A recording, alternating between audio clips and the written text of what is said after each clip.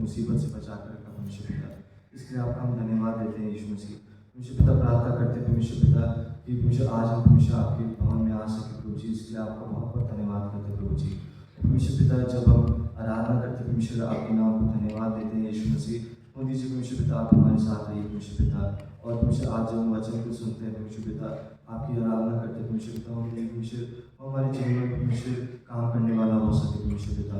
और प्रभु जी और जो लोग आ रहे हैं इस सर्विस में परमेश्वर पिता आप उनको सही सलामत यहाँ तक लेके आए प्रभु जी। आगे के समय को परमेश्वर पिता आपके हाथ में सौंपते हैं। इस प्रार्थना को यीशु मसीह के नाम से मांगते हैं। अब हम फर्स्ट रीडिंग में जाएंगे, जिसके लिए मैं आगे बुलाना चाहूंगी रायन आइजक को।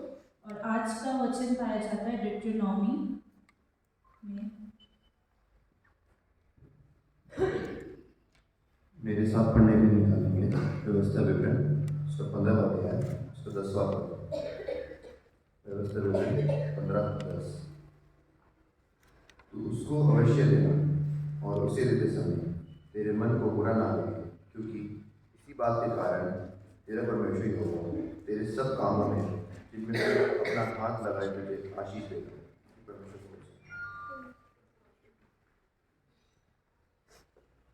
अब मैं आगे बुलाना चाहूंगी श्रेया ग्रेम, आन्या ग्रेम और स्टेफी ग्रेम को कि वो अपना स्पेशल वर्ड पढ़ते हैं।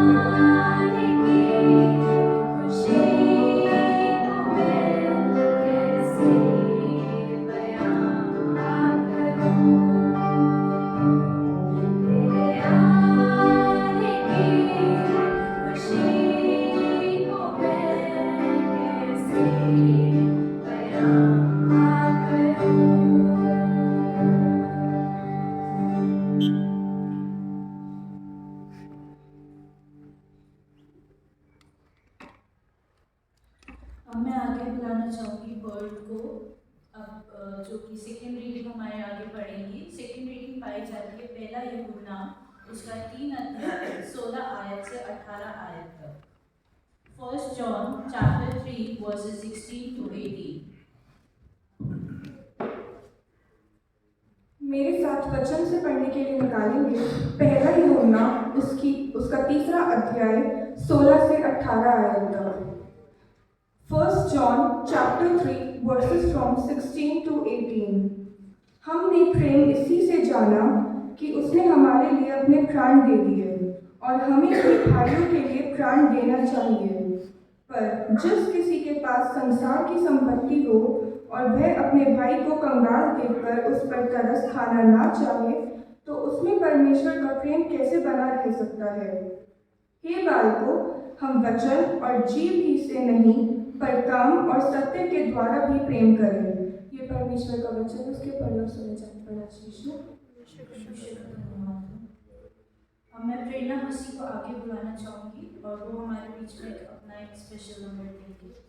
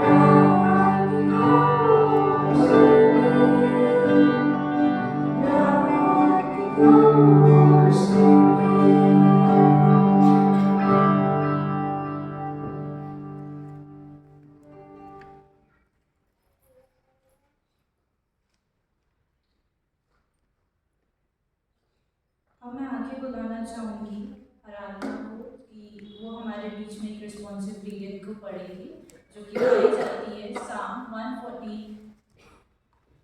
साम 138। मेरे साथ पढ़ने के लिए आइए हम सब अपने अपने स्थानों पे खड़े हो जाएंगे।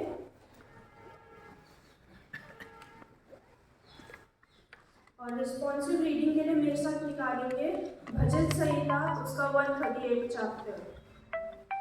एक वचन मैं पढ़ूंगी और एक दूसरा वचन आप पढ़ेंगे और आखिरी वचन हम सब साथ में पढ़ेंगे। भजन संहिता 138।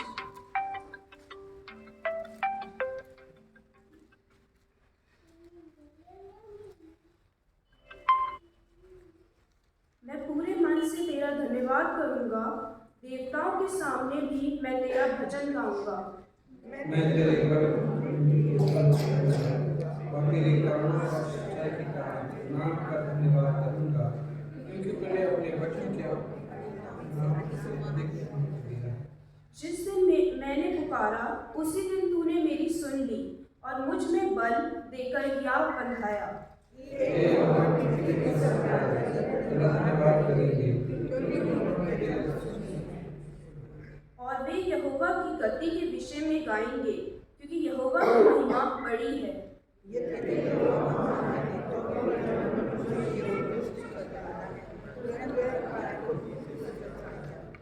चाहे मैं संकट के बीच में रहूं तो भी तू मुझे जिलाएगा।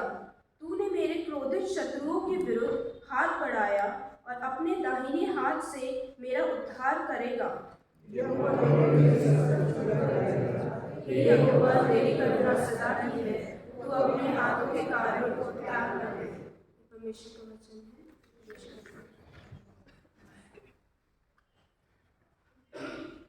अब मैं यूथ को आगे बुलाना चाहूँगी और हम आज की परमेश्वर की स्तुति आराधना में आगे बढ़ेंगे और उसके गीतों को गाएंगे और उसका नाम ऊंचा उठाएंगे।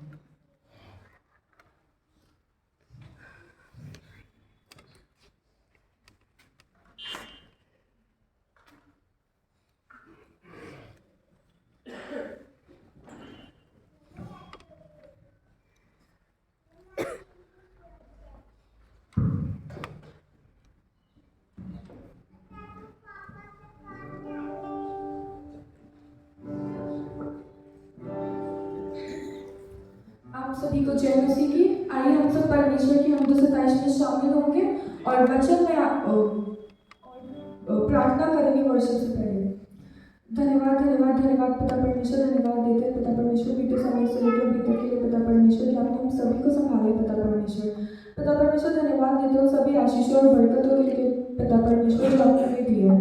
पिता परमेश्वर अब जब हम आपकी वर्षिप में आगे बढ़ते हैं पिता परमेश्वर, ऐसा हो सके कि हम यहाँ पे जो भी गीत गाते हैं पिता परमेश्वर उनसे आपको महिमा मिले पिता परमेश्वर, आपको प्रशंसा मिले, आपकी बड़ाई हो पिता परमेश्वर। परमेश्वर।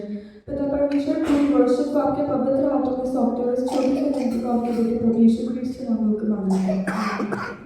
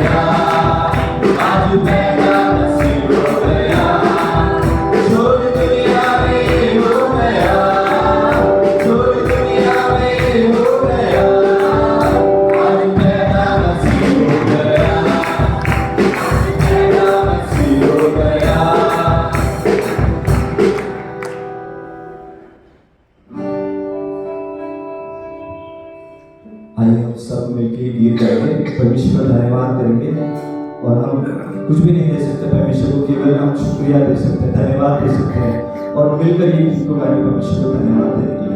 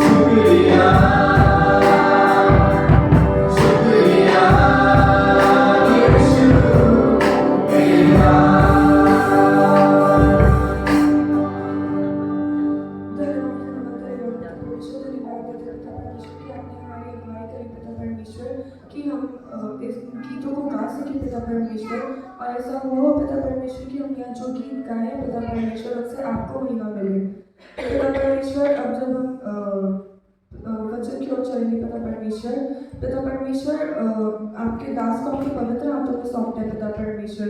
और पिता परमेश्वर पूरे वर्षन को, पूरे आराधना को पिता परमेश्वर आपके पवित्र हाथों में सौंपते हैं। इस छोटी सी विनती को आपके बेटे परमेश्वर क्रिस्त के नाम में काम देता है।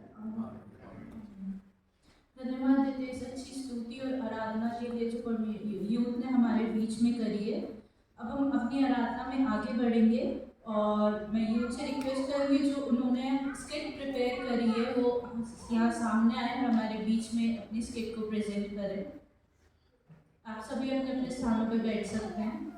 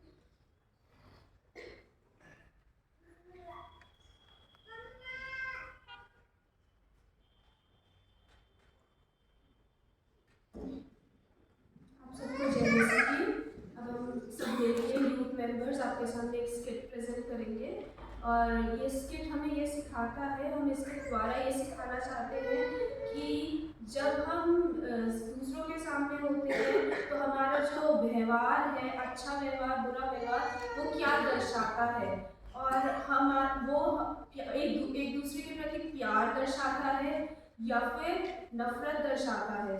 हम अपने स्किट के पहले भाग में आपको दिखाएंगे कि कैसे हम अपने व्यवहार के प्रति नफरत और बुरा व्यवहार दर्शाते हैं दूसरे को और उससे वो चीज़ सीखते हैं।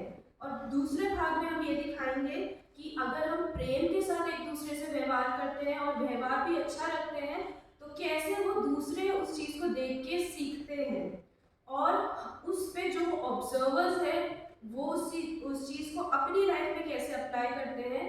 तो हमने ये छोटी सी स्किट खुद ही बनाई है और हम इसको प्रेजेंट करेंगे और इसके द्वारा हम ये सिखाना चाहेंगे कि जो हमारे ऑब्जर्वर्स हैं वो डूअर्स को देख के क्या सीखते हैं। आइए स्किट देखते हैं और सीखने की कोशिश करेंगे।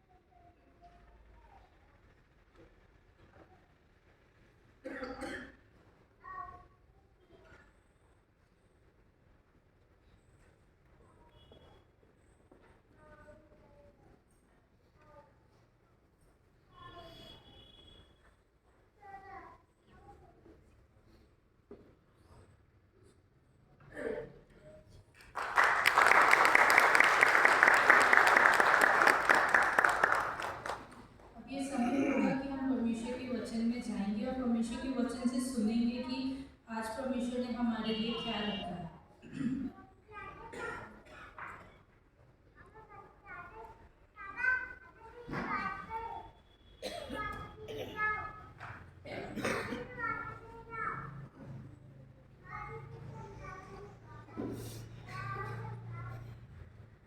आइए प्रार्थना करें।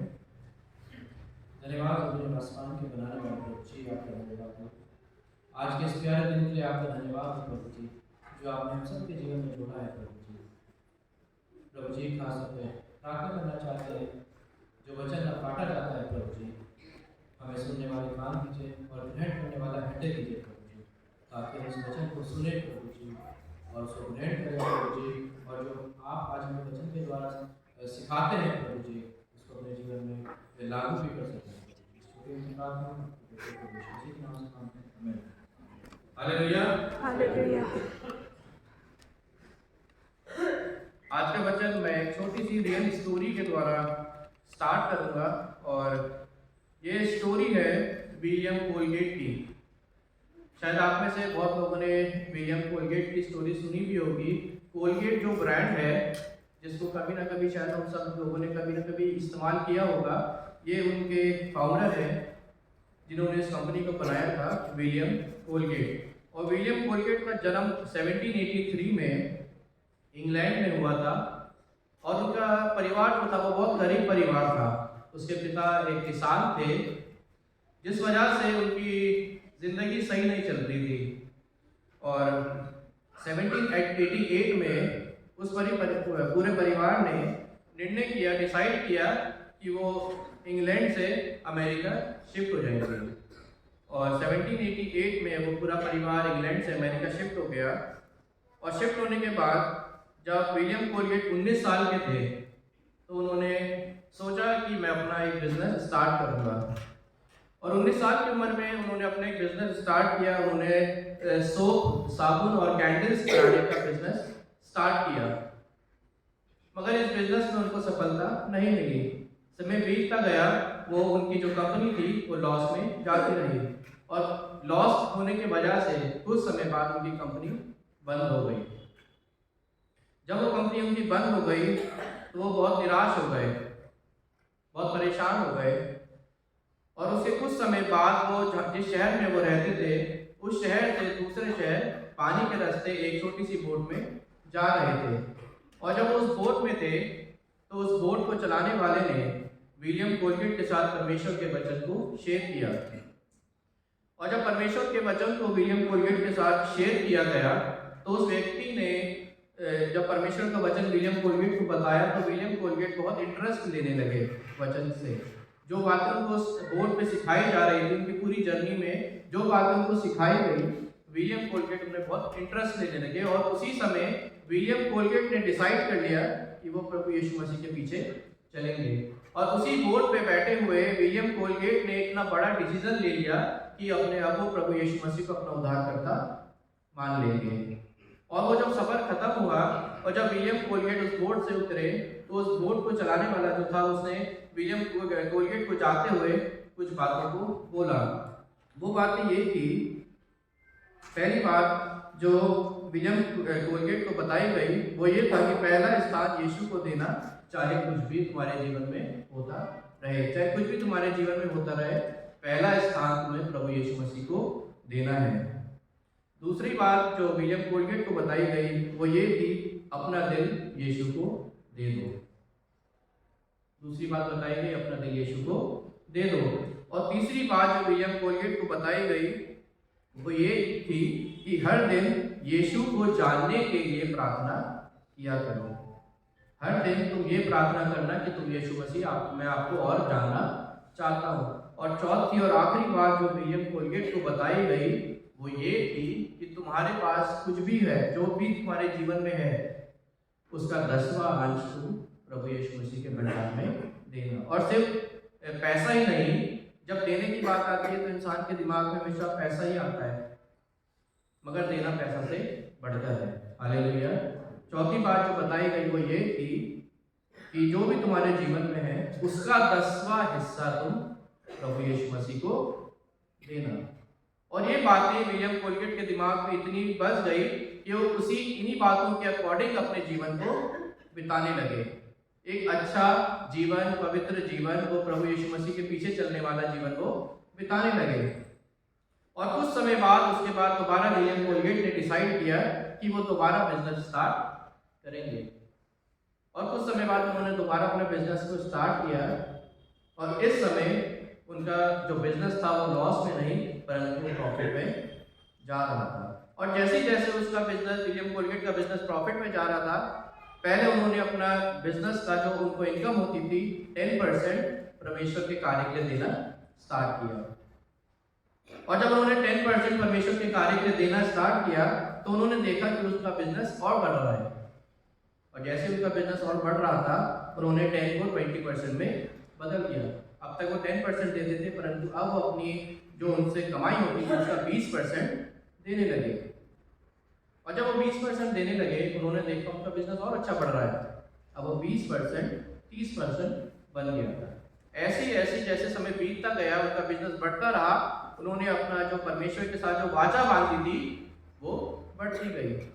और अंत के समय पे जब अंत का समय आया तो जो इनकी रियल स्टोरी है उसमें बताया जाता है कि विलियम कोलगेट थे वो अपनी जो इनकम था उसका 90% देने लगे थे परमेश्वर के कार्य को, और जो 10% उनका बचता था उससे वो अपनी जीविका चलाया करते थे। हालेलुया। वो जो जिसका बिजनेस विलियम कोलगेट जिसका बिजनेस ठप हो चुका था वो गरीबी से निकले थे, परंतु उसने जब यीशु को जाना और यीशु को जानने के बाद जब अपना दान देना शुरू करा, पहले 10%, फिर 20%, फिर 30% और अंत में उन्होंने 90% भी देना शुरू किया। और उनका बिजनेस इतने बड़े मुकाम पे पहुंच गया कि शायद ही आज यहाँ पे बैठा कोई होगा जो कोलगेट ब्रांड को नहीं जानता होगा। और ये रियल कहानी है, ये उनकी गवाही है। आप यूट्यूब में या गूगल पे देखेंगे तो आपको ये मिलेगा। आज का जो विषय मुझे यूथ के द्वारा मिला था वो था, आज मुझे जो प्रचार करना था वो था गिविंग के ऊपर, देने के ऊपर। मैंने आपको ये स्टोरी सुनाई। अब हम देखेंगे बाइबल में कि बाइबल में हमें गिविंग के बारे में क्या बताया जाता है। बाइबल हमें देने के बारे में या गिविंग के बारे में क्या सिखाती है। और आज जो मैं समझाना चाहता हूँ आपको वो है कि देने का तरीका क्या होता है। देते तो सब हैं परंतु देने का भी एक तरीका होता है। मेरे साथ निकालिए यूहन्ना उसका 6 निकालिए।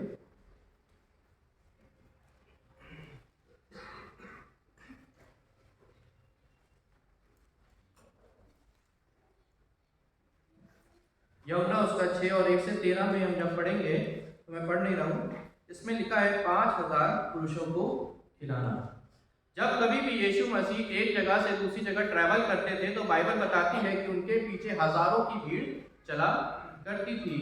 कुछ इसलिए चला करते थे क्योंकि वो सच में प्रभु यीशु मसीह से प्रेम करते थे, कुछ इस वजह से चला करते थे ताकि वो अपने जीवन में आश्चर्य कर्म को पा सके। और ऐसे यहाँ पे कुछ हो रहा था कि प्रभु यीशु मसीह एक जगह से दूसरी जगह जा रहे थे और हजारों की भीड़ उनके पीछे थी। उस समय प्रभु यीशु मसीह को बताया गया कि जितने भी लोग आपके पीछे यहाँ पे चल रहे हैं उनको भूख लग रही है। जब प्रभु यीशु मसीह को ये बात पता चली तो प्रभु यीशु मसीह ने अपने चेले को बोला कि तुम ही इनके खाने का प्रबंध करो। जब आप इसको पूरे दृष्टांत को पढ़ेंगे तो आप और अच्छी तरह जान पाएंगे। प्रभु यीशु मसीह ने अपने चेले को बोला कि जाओ तुम इनके खाने का प्रबंध करो। और जिस चेले को ये बात बोली गई उस चेले ने बोला कि मेरे पास इतने पैसे नहीं है, पैसे तो हैं परंतु इतने पैसे नहीं है कि मैं इतने हजारों लोगों के खाने का प्रबंध कर सकता हूँ।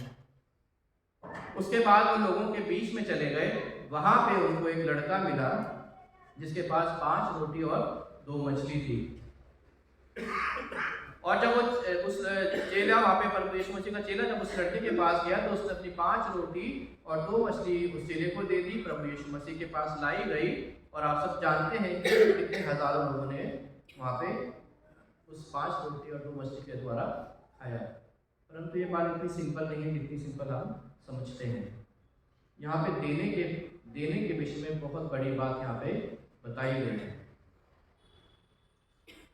प्रभु यीशु मसीह का चेला उस लड़के के पास गया जिसके पास सिर्फ 5 रोटी और 2 मछली थी, जो उसने अपने लिए रखी हुई थी, ये सोचकर कि जब उसको भूख लगेगी वो उस 5 रोटी और 2 मछली को खाकर अपनी भूख को मिटाएगा। वो अपने लिए ला रखा था। परंतु जब प्रभु यीशु मसीह का चेला उस लड़के के पास गया तो उसने बिना गुड़गुड़ाए, बिना गुस्सा करे, बिना नाराज हुए, खुशी से अपने दान को जो उसके पास था उसने उस चेले को दे दिया। और जब खुशी से उसने अपने दान को जो उसके पास था 5 रोटी और 2 मछली उस चेले को दे दी, तो उस खुशी से भरे हुए दान को प्रभु यीशु मसीह ने ग्रहण करा। हालेलुया। और जब उस खुशी से भरे हुए दान को प्रभु यीशु मसीह ने ग्रहण करा तो उस दान में अपनी आशीष को मिला के एक चमत्कार कर दिया। आप समझ पा रहे हैं? ये इतना सिंपल नहीं है। एक लड़के ने बिना कुड़कुड़ाए, बाइबल में लिखा है बी चीयरफुल गिवर, खुशी के साथ दो। लड़का बोल सकता था कि मेरे पास सिर्फ 5 रोटी और 2 मछली है, मैं क्यों दे दूं? ये मेरी माँ ने इसलिए मुझे दी है कि जब मेरे को भूख लगेगी तो मैं उसको खाऊंगा। मैं भी इंसान हूं, मुझे भी भूख लगेगी, मैं क्यों अपना खाना आपको दे दूं? मगर ये बातें उस लड़के ने कुछ भी नहीं बोली। उसने खुशी से अपने उस दान को प्रभु यीशु मसीह के कार्य के लिए दे दिया और उस दान को प्रभु ने आशीषित किया। और जब वो दान आशीषित हुआ तो उस आशीषित दान के द्वारा कितने लोगों ने वहाँ पे आशीष पाई। हालेलुया।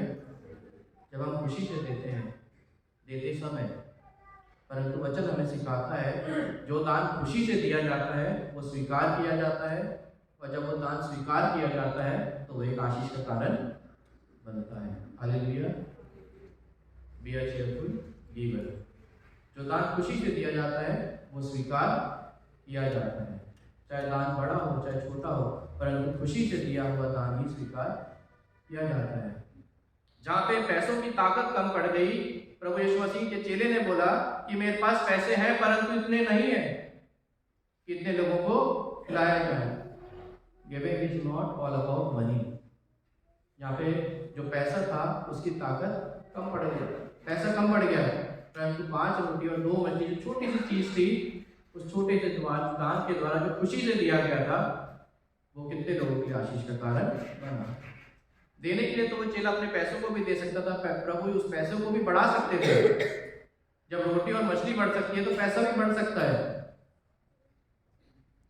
परंतु वो खुशी से, उस चेले ने बोला मेरे पास इतना नहीं है, परंतु उस लड़के ने खुशी से दिया, वो स्वीकार किया गया और बहुत लोगों के लिए आशीष का कारण बन गया। जब हम खुशी से देते हैं तो ही दान स्वीकार किया जाता है। हालेलुया। दूसरा वचन निकालेंगे मरकुस उसका 12 उसका 41 से 44 तक। मरकुस उसका 12 41 से 44 मैं आप सामने पढ़ देता हूँ।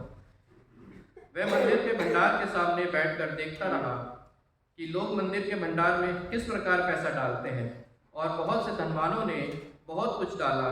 इतने में एक कंगाल विधवा ने आकर 2 दमड़ियाँ जो 1 अधेर के बराबर होती है डाली। तब उसने अपने चेलों को पास बुलाकर उससे कहा, मैं तुमसे सच कहता हूँ कि मंदिर के भंडार में डालने वालों में से इस कंगाल विधवा ने सबसे बढ़कर डाला है, क्योंकि सब ने अपने धन की बढ़ती में से डाला, परंतु इसने अपनी घटती में से जो कुछ उसके पास था अर्थात अपनी सारी जीविका डाल दी। हालेलुया।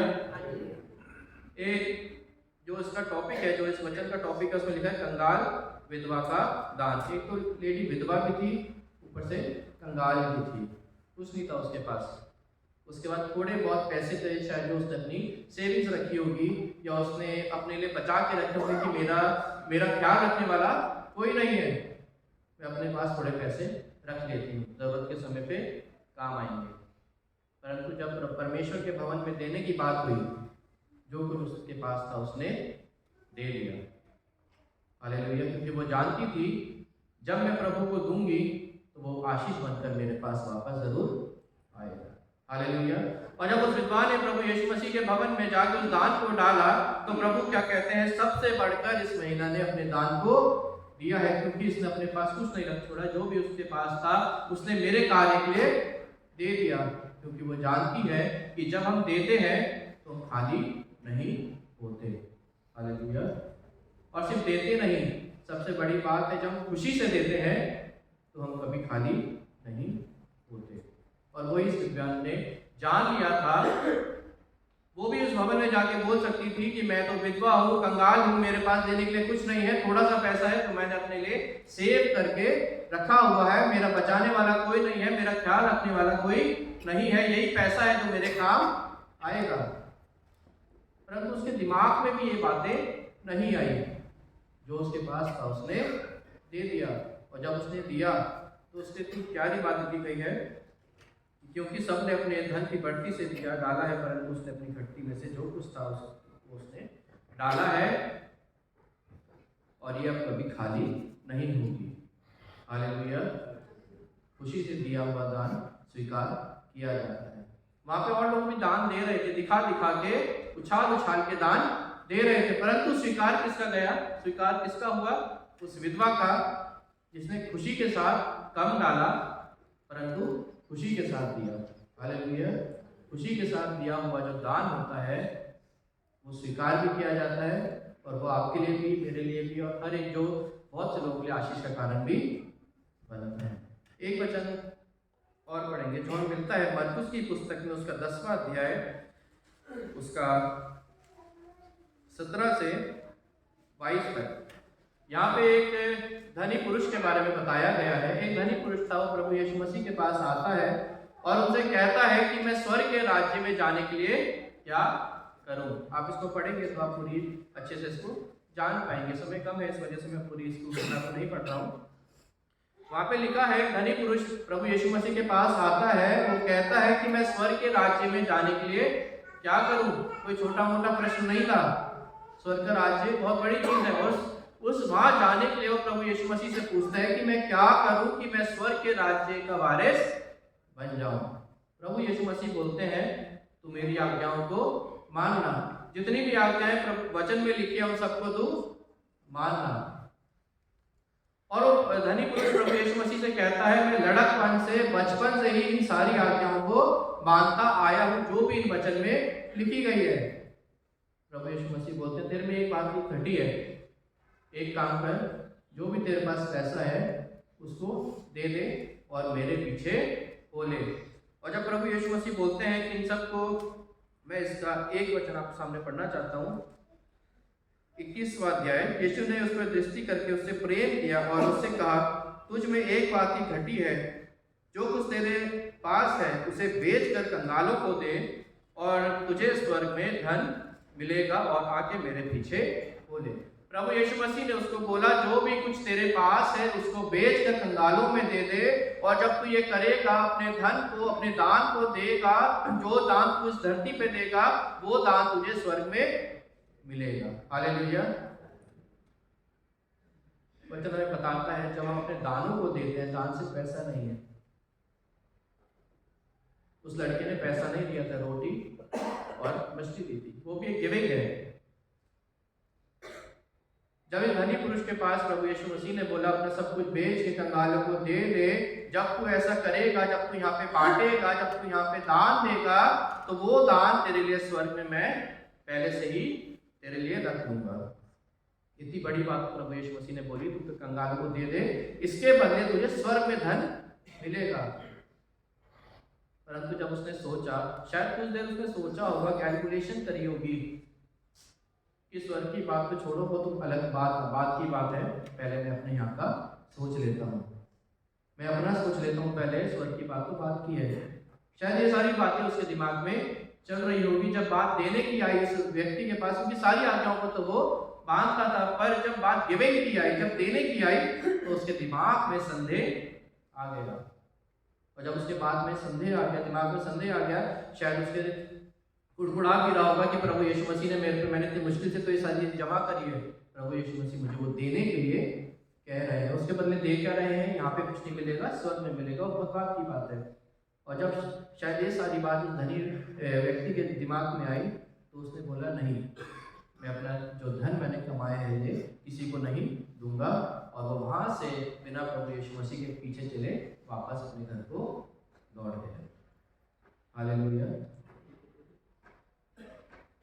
शायद अगर वो उस धन को वहाँ दे देता, ये मेरा मानना है कि शायद वहाँ पे प्रभु यीशु मसीह उसकी परीक्षा ले रहे थे। वो शायद उसको जांचने के लिए कोशिश कर रहे थे कि क्या वो मेरे लिए इस जो उसके सबसे प्यारी चीज धन है उसको भी छोड़ सकता है। परंतु उस परीक्षा में वो खरा नहीं उतरा। उसने अपने दान को नहीं दिया, कुड़कुड़ाता रहा, परेशान होता रहा, पता नहीं क्या क्या उसके दिमाग में आ रहा होगा। वो बिना दिए प्रभु यीशु मसीह को उस दान को बिना दिए वापस अपने घर को लौट गया। क्योंकि और जब वो वापस लौट गया तो उस वक्त का वारिस भी नहीं हुआ, क्योंकि जो खुशी से देता है वो ही दान स्वीकार किया जाता है। शायद एक कुड़कुड़ा के, गुस्से में, चिल्ला के, नाराज होकर अपने पैसों को बांट भी लेता, तब भी इसका दान स्वीकार नहीं किया जाता, क्योंकि वचन में लिखा है जो खुशी से देता है वो दान स्वीकार किया जाता है। हालेलुया।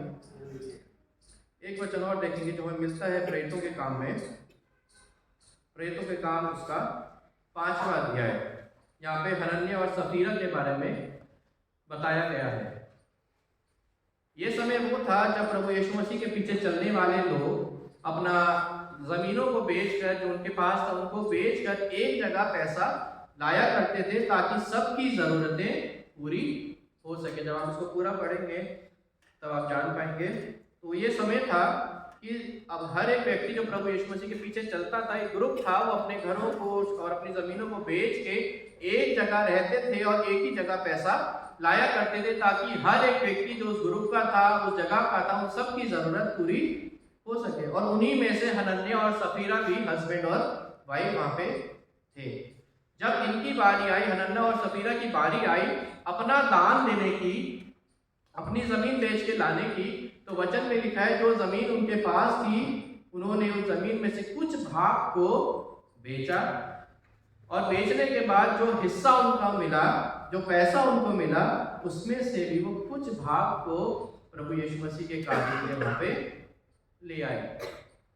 और जब चेले ने उनसे पूछा कि क्या, क्योंकि प्रभु यीशु मसीह ने चेले के अंदर इस बात को डाल दिया था कि जो दान ये दे रहे हैं ये पूरा नहीं है, इन्होंने सही काम नहीं किया। और जब प्रभु यीशु मसीह के चेले ने उस हस्बैंड से पूछा कि क्या ये दान पूरा है, उसने बोला हाँ ये दान पूरा है।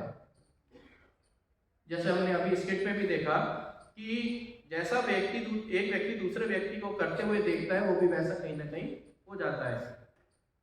और पीछे खड़ी हुई इसकी वाइफ देख रही थी कि मेरा हस्बैंड तो वहां पे जाके झूठ बोल रहा है, क्योंकि उसके दिमाग में ये चल रहा है कि मैं जो दे रहा हूं उसमें से कुछ अपने लिए रख छोड़ू। खुशी से नहीं दिया जा रहा था, संदेह के साथ दिया जा रहा था, शक के साथ दिया जा रहा था, गुस्से से दिया जा रहा था। और जब प्रभु यीशु मसीह ने उस हस्बैंड से पूछा कि जो तू लाया है क्या वो पूरा है, उसने बोला हाँ ये पूरा है। उसने झूठ बोल दिया क्योंकि देते समय उसके दिमाग में संदेह था। देते समय उसके दिमाग में ये चल रहा था कि अगर मैं ये दे दूंगा तो मैं अपना दिनचर्या कैसे गुजारूंगा। और उसकी वाइफ पीछे खड़े होकर देख रही थी कि मेरा हस्बैंड वहां पे झूठ बोल रहा है। और जब वाइफ की बारी आई कि वाइफ से पूछा गया कि जो तुम दे रहे हो क्या ये पूरा है, वाइफ भी अपने हस्बैंड के जैसे झूठ बोलने लगी हाँ ये पूरा है। आप इसको पढ़ेंगे तो इसमें लिखा है कि उन्होंने खुशी से ना तो दिया, गुस्से से दिया, संदेह से दिया, और इसमें पढ़ेंगे तो दोनों उस जगह पे मर गए। क्योंकि जो खुशी से दिया जाता है वही दान स्वीकार किया जाता है, और वही दान प्रभु उसमें आशीषित करके बहुत से लोगों के लिए आशीष का कारण भी बनता है। हालेलुया। विलियम कोलगेट की कहानी मैंने आपको सुनाई। गरीब फैमिली से था, उसका बिजनेस जब पूरा डूब गया उसके बाद उसने प्रभु को जाना, उसने अपना बिजनेस दोबारा स्टार्ट किया। जब वो अच्छे पैसे उसके आ रहे थे तो वो भी सोच सकता था मैंने बहुत मेहनत करी है, बहुत गरीबी मैंने देखी है, 10% को 10% ही रहने देता हूँ, क्योंकि बाइबल में तो 10वां ही लिखा है। परंतु वो जानता था जितना वो बोएगा उतना वो काटेगा, और सिर्फ उतना नहीं, उससे ज़्यादा वो काटेगा। और जब वो देगा तो उसके पास कभी भी कमी नहीं होगी। उसने खुशी से दिया, कोई शक उसके दिमाग में नहीं था, कोई सवाल जवाब उसने देने में नहीं करे, उसने खुशी से दिया, उसका खुशी से दिया हुआ दान स्वीकार किया गया, और उसके बाद कभी भी जीवन भर उसमें किसी चीज़ की घटी नहीं हुई। Hallelujah, hallelujah. अब एक जो क्वेश्चन है वो हम सबके दिमाग में ये आता है, मेरे भी दिमाग में आता है, आया था कि जिसने हमें सब कुछ दिया है उसको हम क्या दें? उसी ने तो हमें सब कुछ दिया है, क्या जरूरत है प्रभु यीशु मसीह को कुछ देने की? क्या उसके पैसे उसके किसी काम के हैं? जिसने हमें सब कुछ दिया है उसको हम क्या दे सकते हैं? और इसका जवाब भी हमें वचन में ही मिलता है। मेरे साथ निकालेंगे मत्ती उसका 25, मत्ती उसका 25,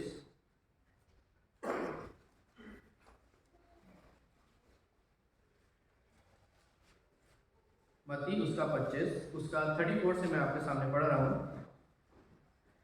तब राजा अपनी दाहिनी ओर वालों से कहेगा, हे मेरे पिता के धन्य लोगों, आओ उस राज्य के अधिकारी हो जाओ जो जगत के आदि से तुम्हारे लिए तैयार किया गया है, क्योंकि मैं भूखा था और तुमने मुझे खाने को दिया, मैं प्यासा था और तुमने मुझे पानी पिलाया, मैं परदेसी था और तुमने मुझे अपने घर में ठहराया, मैं नंगा था और तुमने मुझे कपड़े पहनाए, मैं बीमार था और तुमने मेरी सुधि ली, मैं बंदीगृह में था और तुम मुझसे मिलने आए। प्रभु यीशु मसीह कहते हैं, राजा का मतलब है प्रभु यीशु मसीह कहते हैं कि मैं भूखा था, तुमने मुझे खाना खिलाया, मैं प्यासा था, तुमने मुझे पानी पिलाया, मैं नंगा था, तुमने मुझे कपड़े पहनाए। क्या प्रभु यीशु मसीह को कभी किसी ने भूखा प्यासा नंगा देखा है? नहीं देखा होगा। तो प्रभु यीशु मसीह इतनी बड़ी बात क्यों बोल रहे कि मैं भूखा था, तुमने मुझे खाना खिलाया, मैं नंगा था, तुमने मुझे कपड़े पहनाए, मैं प्यासा था, तुमने मुझे पानी पिलाया, और तुमने ऐसा किया इसलिए अब तुम स्वर्ग के वारिस हो जाओगे। प्रभु यीशु मसीह ने ये बात क्यों कही? इसका आंसर भी इसी में लिखा है।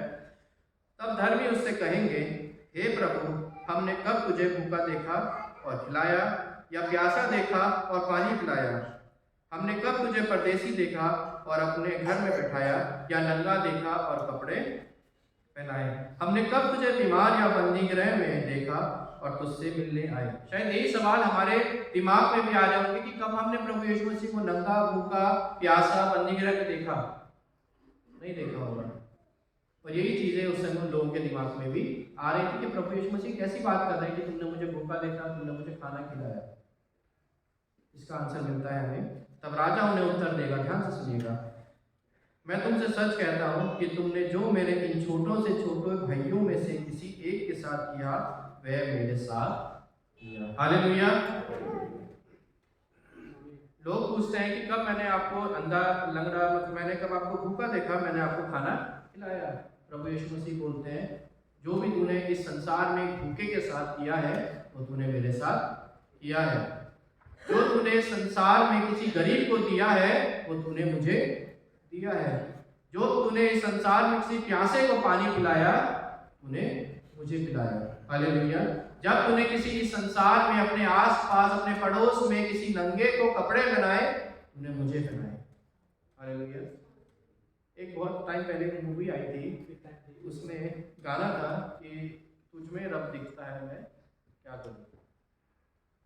प्रभु यीशु मसीह बोलते हैं, जो तूने संसार के लोगों के साथ किया वो तूने मेरे साथ किया। और दूसरे लोगों को भी, वो दूसरी तरफ जो खड़े थे उनको कहते हैं कि तू स्वर्ग में नहीं जाएगा, क्योंकि जब मैं भूखा था तूने मुझे खाना नहीं दिया, जब मैं प्यासा था तूने मुझे पानी नहीं दिया, जब मैं नंगा था तूने मुझे कपड़े नहीं पहनाए। क्यों? क्योंकि अब तू नरक में जाएगा, क्योंकि जो तूने यहाँ, जो तेरे आसपास जो नंगे थे उनको कपड़े नहीं पिलाए, भूखे तुमको खाना ही नहीं दिया, जो तूने उनके साथ किया तूने मेरे साथ किया। किसी भूखे को तूने भूखा छोड़ दिया, इसका मतलब तूने मेरे को भूखा छोड़ दिया। Hallelujah, hallelujah. वचन जब हम पढ़ते हैं तो जो परमेश्वर है वो प्रेम है, प्रभु यीशु मसीह प्रेम है, और प्रेम का प्रमाण क्या है? गिविंग, देना। और इसको हम लॉर्ड्स प्रेयर पढ़ते हैं कि परमेश्वर ने जगत से ऐसा प्रेम किया, परमेश्वर ने जगत से, आपसे और मुझसे ऐसा प्रेम किया, और उसने प्रेम किया तो फिर क्या करा? उसके बाद लिखा उसने अपने इकलौता पुत्र दे दिया। शब्दों पे ध्यान दीजिए, उसने हमसे प्रेम किया और प्रेम को प्रूफ कैसे किया? देने के द्वारा। इसका मतलब है लव इज गिविंग। हालेलुया। अंत में मैं एक बात कह के क्लोज करूंगा कि बड़े से बड़ा दान जो खुशी के साथ नहीं दिया जाता वो स्वीकार भी नहीं किया जाता। छोटी सी छोटी चीज़, 5 रोटी और 2 मछली, छोटी सी चीज़ थी, खुशी के साथ दी गई, स्वीकार की गई। जब आप खुशी से थोड़ा भी देते हैं तो वो स्वीकार होता है। प्रभु उसमें अपनी आशीष को मिला के बहुत से लोगों के लिए आशीष का कारण बनाता है। और जब हम दान देते हैं तो मेरा विश्वास कीजिए, उस दान को देने के द्वारा आशीष बहुत से लोगों पे पहुंचती भी है, परंतु उसकी आशीष हम तक भी पहुंचती है। और देने के द्वारा, देने से हम कभी कंगाल नहीं होते। हालेलुया। आप सबको इस वचन के द्वारा आशीष मिले। Thank you very much. और मैं रिक्वेस्ट करूंगा जमात से कि अपने स्थानों पर खड़े हो जाएं और हम प्रेरितों का विश्वास वचन संस्कृत करेंगे। Page number 8। मैं सर्वशक्तिमान पिता, स्वर्ग पृथ्वी की सृष्टिकर्ता परमेश्वर पे विश्वास करता हूँ, उसके इकलौते पुत्र हमारे प्रभु क्रिस्त पर विश्वास करता हूँ। वो पवित्र आत्मा के सामर्थ्य से जन्म में आया, हमारे मरे से जन्मे, उन्होंने 35 वर्ष होगा तो क्रूस पे चढ़ाए गए, मारे ढाड़े गए, मृतकों के लोग में उतरे, तीसरे दिन जी उठे और स्वर्ग पर चढ़ गए और पिता के दाहिने ओर विराजमान हुए। वो जीवितों और मृतकों को न्याय करने के लिए आएंगे। मैं पवित्र आत्मा पर सर्वलोकी कलीसिया, संतों की समिति, पापों की क्षमा, देह की पुनरुत्थान और शासन पर विश्वास करता हूँ। आमीन।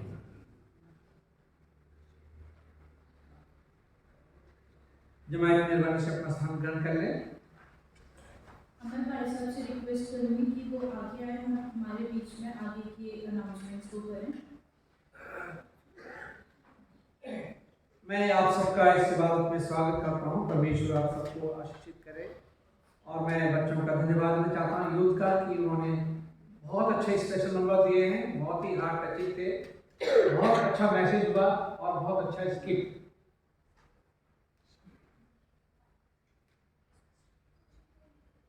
तो मैं परमेश्वर का धन्यवाद देना चाहता हूँ कि यूथ के इस प्रोग्राम के लिए परमेश्वर ने आशीषित करे और आगे बढ़ाए।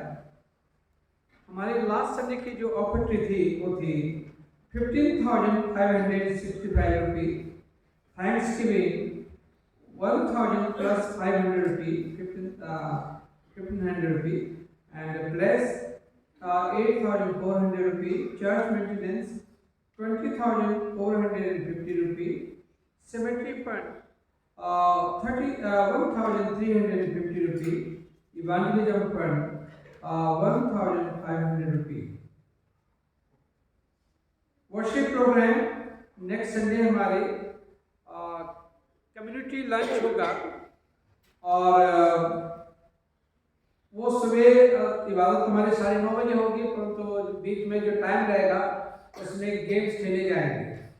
तो इसलिए आप लोगों से रिक्वेस्ट है कि आप लोग समय से आएँ और चर्च जो समय से खत्म होगा उसके बाद जो है गेम्स में होंगे। और उसके बाद 12:15 बजे हम लोग लंच लोग तैयार रखेंगे, क्योंकि उस दिन क्रिसमस प्रोसेसन भी है। कैरल सिंगिंग क्या बोलते हैं, क्लर्जी फेलोशिप के द्वारा जो है ये क्रिसमस प्रोसेसन होगा। तो इसलिए कृपया करके समय से लंच का करें, ताकि नहीं तो जो दूसरे लोग भी हैं आप लोग खाने चले जाएंगे, दूसरे लोग खा के चले जाएंगे फिर, ठीक है।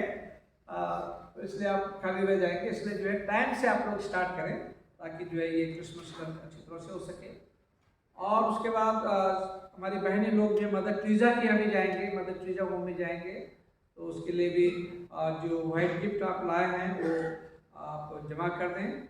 फिर लंच के लिए जो है फ्री विल डोनेशन देना मांगते हैं। हमने किसी पे कंपल्सन नहीं रखा कि आपको इतना देना है, आप दिल खोल के जितना भी दे सकते हैं, जो भी देना चाहते हैं आप ट्रेजरर साहब को दे सकते हैं, मिस्टर ललित जट को, और या मिस्टर स्टीफन सिंह को जो हमारे सेक्रेटरी हैं, या मुझे भी दे सकते हैं। अगर आज नहीं दे पा रहे, हफ्ते के दौरान दे रहे हैं, तो मुझे भी आप दे सकते हैं, ताकि जो है ये लंच जो है बहुत अच्छी तरह से हो, ये कम्युनिटी लंच है और ताकि सब लोग खा के जा सकें। आज जो है बच्चों का जो है ये प्रोग्राम हुआ है और आज टीचर्स WFCS का ये WFCS ऑफ पास्टर कमेटी की क्रिसमस ट्री भी है और इन्होंने WFCS ने पास्टर कमेटी को लंच पे इनवाइट किया है, कुछ इन्वाइटीज है, तो मैं उनका भी आभार व्यक्त करना मांगता हूँ और ये प्रोग्राम के लिए जिनको कहा जाए रुकने के लिए वो रुकें। क्रिसमस थैंक्सगिविंग इनवलप आपके बेंचेस में रखे हुए हैं और कृपया करके अपने इनवलप लेके जाएं और ये क्रिसमस आज ना दें उसे लिफाफों को, आप क्रिसमस के दिन उन लिफाफों को आप ला सकते हैं। क्रिसमस थैंक्सगिविंग एनवलप को आप ला सकते हैं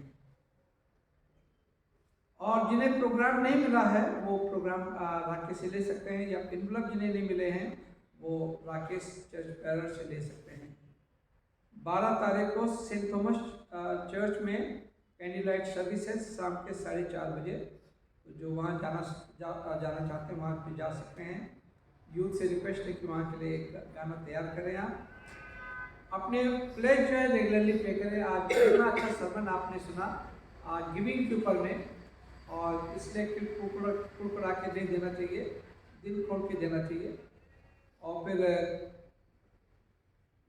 नेक्स्ट संडे क्रिसमस प्रोसेशन है जो हमारे CNI से निकलेगा और इसलिए मैंने कहा कि ठीक समय से लंच खत्म कर दें ताकि 2 बजे से लोग आना शुरू कर देंगे, तो इसलिए जो है कृपया करके लंच जल्दी से वाइंड अप कर लें।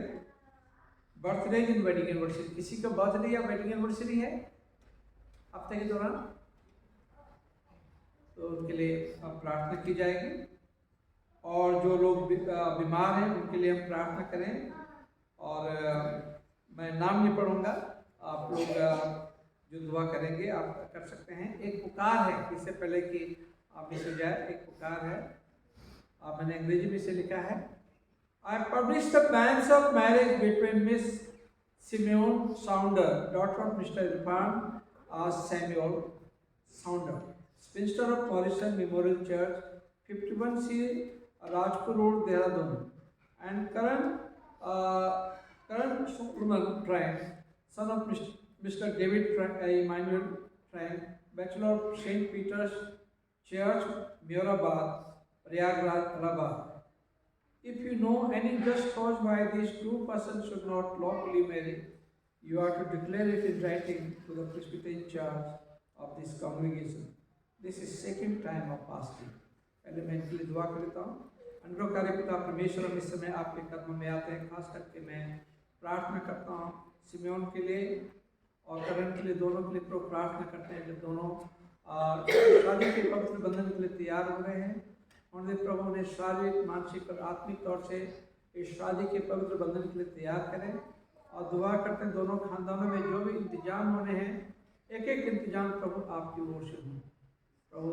और जिस तरह से काना गलील में आपने मौजा किया और रौनक बख्शे अपनी उपस्थिति से, उनके प्रभु की शादी में भी प्रभु आपकी उपस्थिति पाई जाए और आप हर एक कार्य प्रभु आपकी उपस्थिति के लिए आपकी उपस्थिति में हो सके। आप दोनों को आपके हाथों में रखते हैं। इस दुआ को सुनकर कबूल कर आपके बेटे प्रभु यीशु के नाम से मांगते हैं। बर्थडेज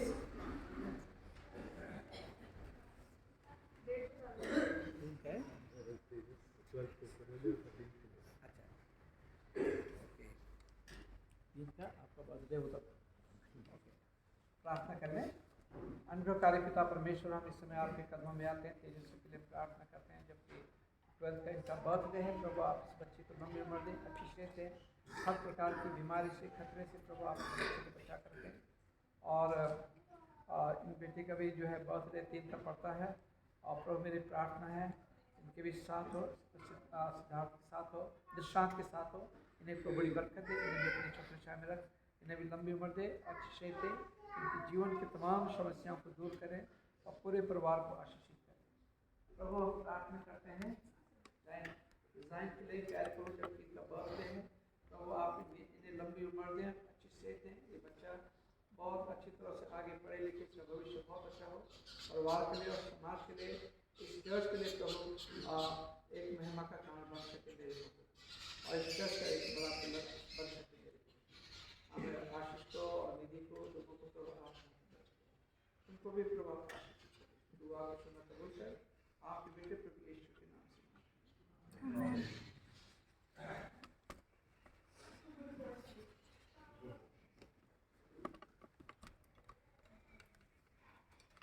मिस शेरिंग जो है कुछ वाइट क्रिसमस गिफ्ट के बारे में बताएंगे। अभी बताया गया है कि आज वाइट गिफ्ट भी लोग ला करके देंगे, और आप देख रहे हैं कि यहाँ पर एक रखा हुआ है, पॉट रखा है जिसको वाइट से कवर करा गया है। और वाइट गिफ्ट इसलिए कि वाइट सफ़ेद जो है वो पवित्रता की निशानी है, और सफ़ेद रंग के गुण होते हैं जॉय, पीस एंड गुडविल। और आज जो हम अपने दान दे रहे हैं वो अपने मन में इन्हीं भावनाओं को लेकर के देंगे, क्योंकि हम एडवेंट सीज़न मना रहे हैं और इस सीज़न का थीम है गिविंग। और अभी यूथ के बच्चों ने बहुत ही सुंदर तरीके से गिविंग के बारे में अपने विचारों को व्यक्त किया है, और उसके आगे शायद कुछ कहने की आवश्यकता नहीं है। आज हमें देना है, क्योंकि हमारा इस एडवेंट सीज़न का थीम ही है गिविंग, देना। परमेश्वर पिता ने अपने इकलौते पुत्र को दे दिया, और इकलौते पुत्र ने हमारे पापों के उद्धार के लिए अपने प्राण दे दिए। ज्योतिषियों ने अपने बहुमूल्य उपहार उसको दिए, गरड़ियों ने अपने नए मेमने परमेश्वर के सामने दे दिए, गौशालाएं में उसको स्थान दे दिया, और सबने, जब वो शारीरिक रूप से उपस्थित था, सबने कुछ ना कुछ दिया। इसलिए आज जब हम एडवेंट मना रहे हैं, प्रभु के आने के जन्म की खुशियाँ मना रहे हैं, हमें भी देना है।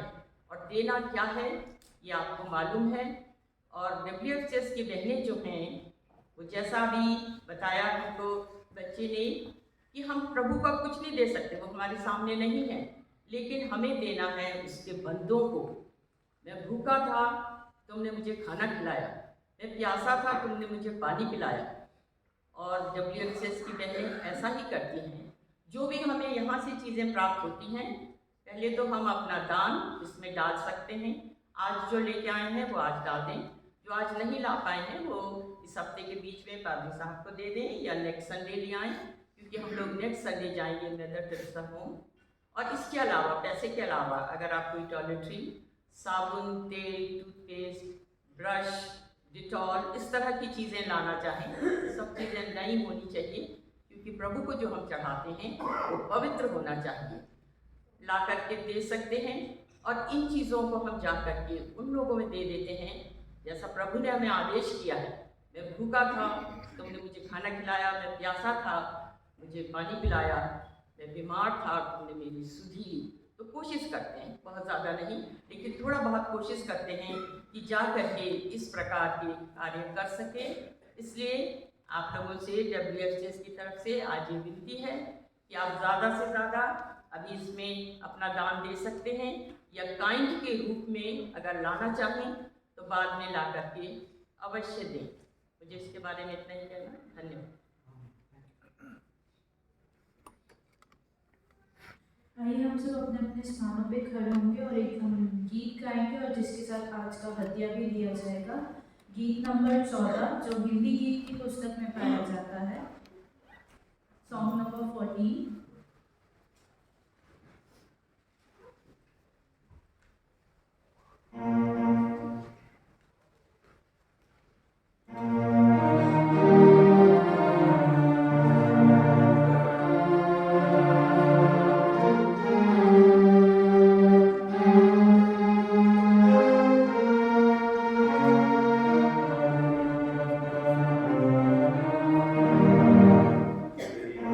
Wow.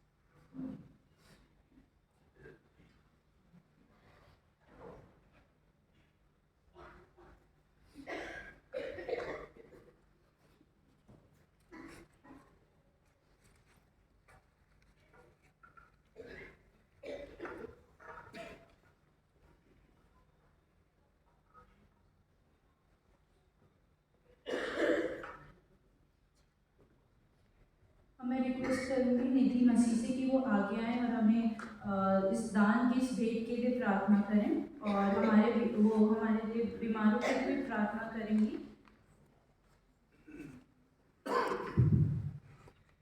आइए हम आगे बढ़ें।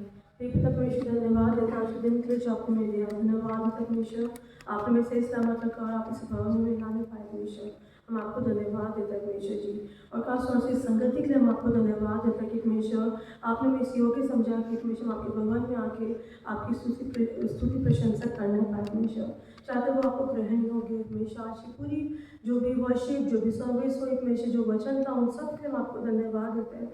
और चाहते हैं हमेशा हमारे दिलों को, हमारे दिमागों को नरम करें कि हमारे पास एक अच्छा गिवर बनाए हमेशा जी। हमारे जीवन में अगर ऐसी कोई भी बात है जो हमें इन बातों को हमेशा होने से रोकती, तो आप हमारे को हमसे बातचीत करें हमेशा, क्योंकि जब आप हमसे बातचीत करते हैं तो हमेशा हम एक नया जीवन पाते हैं हमेशा। आज के दान के लिए हम आपको धन्यवाद देते हैं हमेशा। जो भी दान आया है हमेशा, उस दान में हमेशा आपके नाम की आशीष और बरकत हो और वो 100 गुना फलवंत होने पाए। और जिस भंडार से आया है, जिस कमी गति से आया है हमेशा, उन लोगों को भी हमेशा आप अपने स्वर्गीय भंडार से भर दीजिए हमेशा। और ये सीज़न जो क्रिसमस सीज़न है हमेशा, इसमें हमेशा हर एक लोगों की हमेशा आप ज़रूरतों को पूरा करें हमेशा जी। और हमेशा विनती प्रार्थना करते हैं जो अपने दिलों में दुख को लेके आए हैं, ऐसी प्रार्थनाओं को लेके आए हैं, किसी कमी को लेके आए हैं, हमेशा आप हर एक के दिलों को जांचें और हमेशा परखें और उनको उसके अनुसार देने पाए हमेशा जी।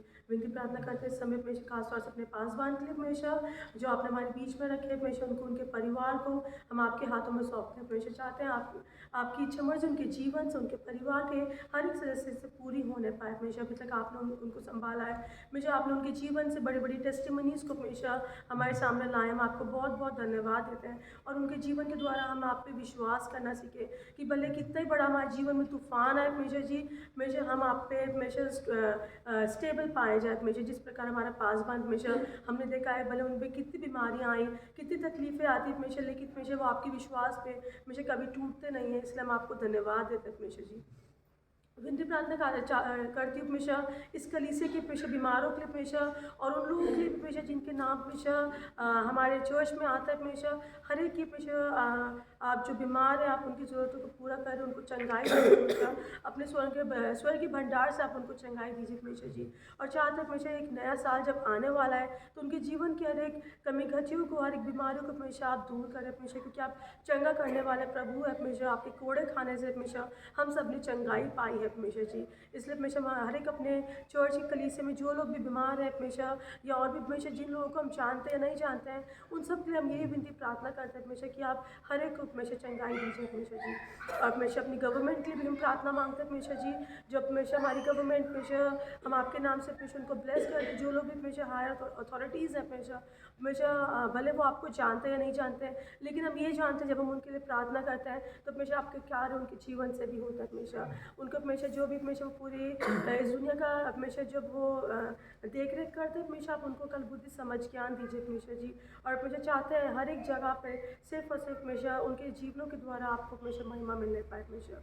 हमेशा विनती प्रार्थना करते हैं अपनी कलीसिया के लिए भी, कलीसिया के आए हुए हर एक जन के लिए हमेशा विनती प्रार्थना करती हूँ हमेशा कि हमेशा जब हमेशा वो आपके भवन में आए हमेशा, हम आपको धन्यवाद देते हैं हमेशा। हमारा यहाँ पर आना, गीतों का गाना हमेशा आपको ग्रहण योग्य हो हमेशा जी। और हमेशा हम अपने जीवनों में हमेशा जो भी हमेशा यहाँ पर लाते हैं हमेशा वो आपको देने पाए हमेशा जी। और हमेशा आज के वचन के लिए स्पीच लिए हम आपको बहुत बहुत धन्यवाद देते हैं कि आपने हमें दोबारा इन चीज़ों को रिकॉल कराया कि हम जाने अनजाने में बहुत बारी एक हमेशा गुड गिवर होने से हमेशा हम स्टेप बैक हो जाते हैं। लेकिन हमेशा हम आपसे ये चाहते हैं भले हमारे पास कुछ हो ना हो, जो कुछ हमेशा आपने हमें दिया है, भले वो हमारा टैलेंट हो, भले वो हमारे रिसोर्सेज हो, हमेशा हम उसके द्वारा हमेशा आपको देने पाए और अपने एक अच्छे मन से देने पाए हमेशा जी। क्योंकि आपने हमने वचन में यही सीखा है कि जो एक अच्छे मन से देते हैं आप उसी को ग्रहण करते हैं हमेशा। और ये भी प्रार्थना करते हैं अगर हमारे जीवन में ऐसे कोई भी काले दाग, ऐसे कोई भी बातें हैं जो हमेशा हमें गुड गिवर होने से रोक रहे हैं हमेशा जी, तो आज और अभी इसी वक्त हमेशा आप उनको दूर करें हम सब के जीवन से। और हमेशा इस क्रिसमस सीज़न को एक हम अलग रूप में अपने एक हैप्पी हार्ट के साथ बनाने पाए हमेशा जी। हमेशा हम दुनियावी खूबसूरती के साथ न बनाने पाए, बल्कि अपने हार्ट्स को हमेशा प्योरीफाई ग्लोरीफाई करने पाए और एक अच्छे न्यू हार्ट्स के साथ, न्यू माइंड के साथ परमेश्वर बनाने पाए और हर एक के जीवनों के लिए आशीष का कारण बनने पाए परमेश्वर। हर एक बातों के लिए हम आपको धन्यवाद देते हैं परमेश्वर, आज के वचन के लिए, आज की पूरी संगति के लिए हम आपको धन्यवाद देते हैं परमेश्वर। हमारे जीवन से परमेश्वर जी आपको महिमा मिलने पाए, हमारे जीवन से आप बढ़े, हम कर जाए, उनकी प्रार्थना आपके पवित्र उनके नाम से होती है, आमीन। आमीन। प्रभु की प्रार्थना साथ मिलके आप लोग कहेंगे, आए हमारे बाप जो आसमान पर है, तेरा नाम पाक माना जाए, तेरी बादशाहत आए, तेरी मंजिल आसमान पर पूरी होती है, जमीन पर भी हो। हमारे रोज की रोटी आज हम वक्त से जिस कष्ट को माफ करते हैं, हमारे कष्टों को माफ कर, हमें आज़माइश में मत पड़ने दे, बुराई से बचा, क्योंकि बादशाह कुदरत चढ़ा हमेशा तेरी है, आमीन। अब पिता परमेश्वर का प्रेम, प्रभु यीशु का अनुग्रह और पवित्र आत्मा की सहभागिता विश्वास के साथ, खास करके हमारे जवानों के साथ, बुजुर्गों के साथ, बच्चों के साथ, हम सब के साथ, पूरी विश्वव्यापी कलीसिया के साथ आज से लेकर हमेशा तक होती रहे।